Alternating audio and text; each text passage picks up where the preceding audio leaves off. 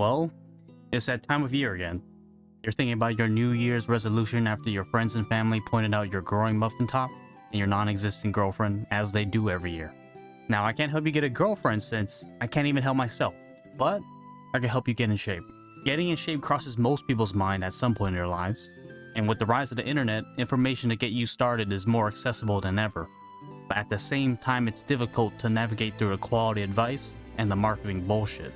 I'll try to land somewhere here, so hopefully this will be the last fitness starter guide you'll ever need. Entering the world of fitness is very much like the start of the RPG, where the starter town is filled with newbies and veterans alike. It can be intimidating seeing fully stacked titans walking around and wielding iron you can only dream of lifting. But remember, those veterans all started from the same point you ended from. You are a level 1 character, weak and lost in the endless dialogue loop the game shoves down your throat. And I am the veteran turned casual player who pushes you in the right direction. So for those who wish to listen, I grab you by the shoulders and say to you with desperate eyes, you need to build muscle regardless of who you are. Having muscle is the difference between this and this, both being around the same weight. It's what gives your body the shapeliness you desire. You ain't gonna get it training like this. You need to resistance train. And I don't want to hear your cope of, I just want to be healthy, not build muscle.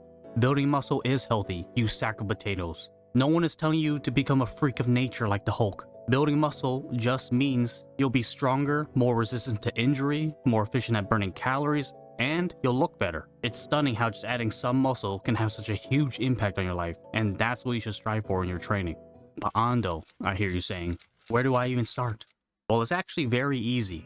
You just gotta lock in, commit, just do it. It's not that complicated.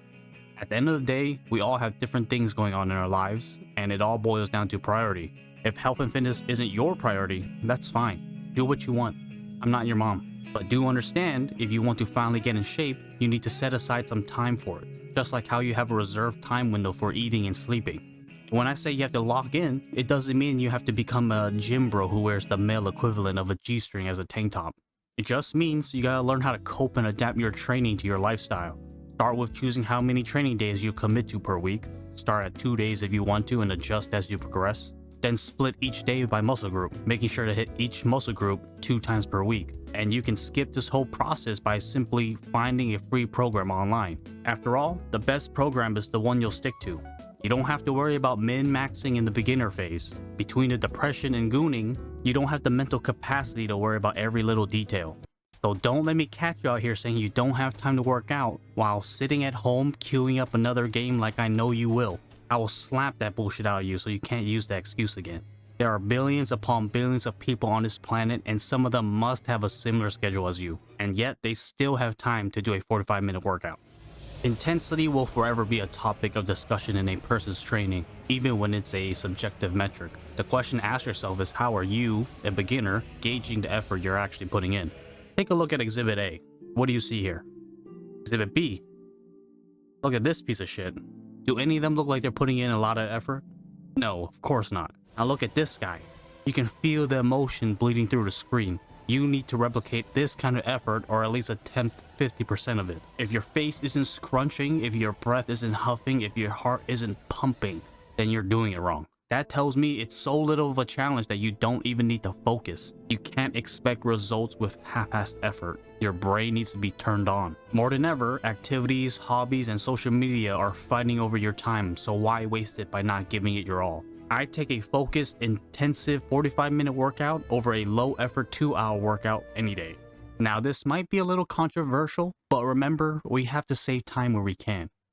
Counting calories sucks mega ass. But luckily, I don't think the average person really needs to be too concerned about their diet, unless you're trying to become America's next top steroid user.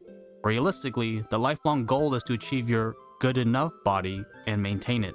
The fitness industry loves to shove the latest and hottest trends down beginners' throats just to sell you some shit that you probably don't even need.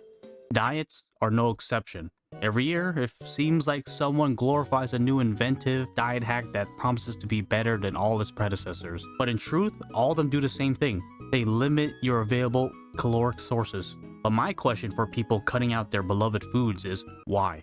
Why starve yourself of food when you already struggle to finish your workout? Why cut out carbs if it's your main source of energy and tastes good?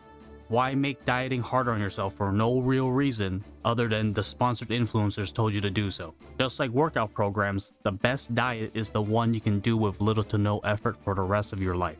Dieting is actually very simple.